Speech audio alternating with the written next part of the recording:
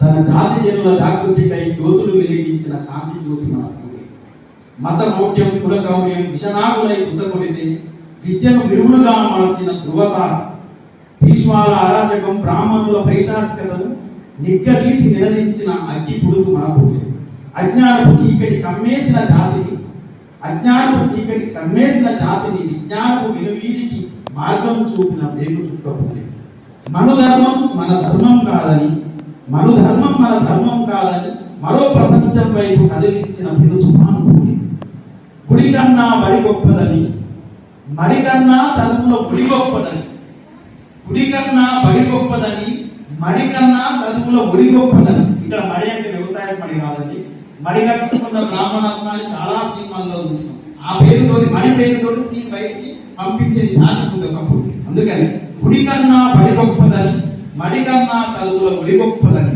అబలలు కాదు మీరు సబలని చాటి చదువుల తల్లిగా తన సతినే మార్చిన సభ్యశాసన. గులాములను కాదు గులాంగిరి ఇక చెల్లదని గుండెలు ఎదురొట్టి నిలిచిన ఈశాని మనకు. పెళ్లికి మంత్రం ఎందుకు మనసుంటే చాలు అని మనువాడే మార్గంలో మార్గదర్శి మనకు. చదువే సర్వస్వమని సర్వం చదువుతో సాధ్యమని చదువుకు మళ్లించి మనకు సంస్కరించిన రోజు. తరతరాల దాస్యానికి చెల్లు చీటి రాయాలని ఒక్కడై కదిలిపోత హృదయాలను కదిలించి అడుగడుగున అనుకున అవమానం జరుగుతుంటే ఆధిపత్య అగ్రవర్ణ అహం పెచ్చు మీరుతుంటే ఆరని ఆగని మంటలు మారని మట్టి బతుకులు తీరని శోకంతో జాతి తీరుగాలిపోతుంటే భగభగమండే వాములు చీకట్లను చీల్చినట్టు చదువుల జ్వాలను రగిలించిన బహుజన సూర్యుడిగా భవితను దర్శించినాడు. బానిసలుగా బతకొద్దని బతుకుతోవ చూపినాడు. మనువాదుల మడివాదుల మదమనచగా ఉదయించిన బహుజన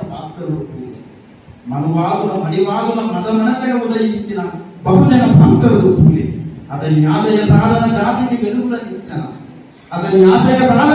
వెలుగులనిచ్చన అతని పోరాట పటిమ చీకటి కనిపించు చురక. బహుజన జాతికి వరమయ్యిన వనమాలి విప్లవ పూర్ణం చల్లి చూమాడు మరో దారి. అదే కదా మనదారి బహుజన రాజ్యపు రహదారి. అదే కదా